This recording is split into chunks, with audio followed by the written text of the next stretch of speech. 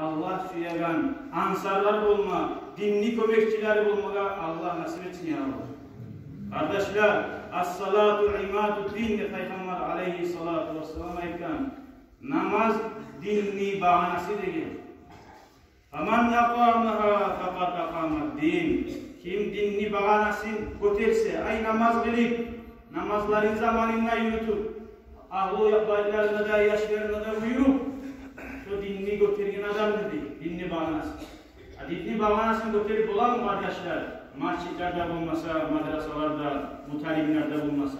Vallahi şu yurtta şu mutalimlerde bulmasa, masjitlerde bulmasa, Allah'ın eskerinin la ilahe illallah diye müminlerde bulmasa, şu yurttan alat verilgendir, şu yurttaki barda adamlardan alat verilgendir. Allah saklasın ya Allah.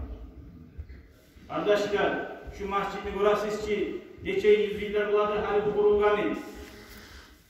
Şunu başta kurulganlar, olaga var bakulu derece. Nege Peygamberin ashabaları, ansarlar, olaga Allah ulu derece verir.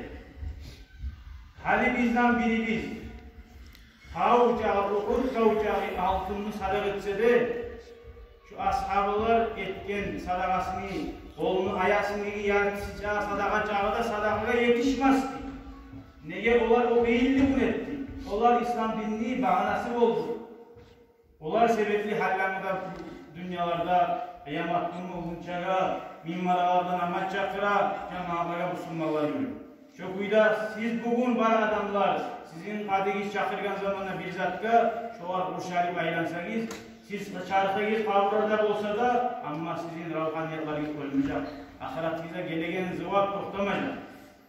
Men yuridillahu bihi hayran yufaqihu fid din. Kimge Allah yaxşılık duysa dinne anlamaklı verir. Dinne anlat olan mı? Şöyle madrasalarda olmasa, şöyle imamlarda olmasa. Şu berliği alamaktır şu yurtka Allah-u Teala yaxşılık söyleyen. Bugün biz ilmaklarımızda alamaktır.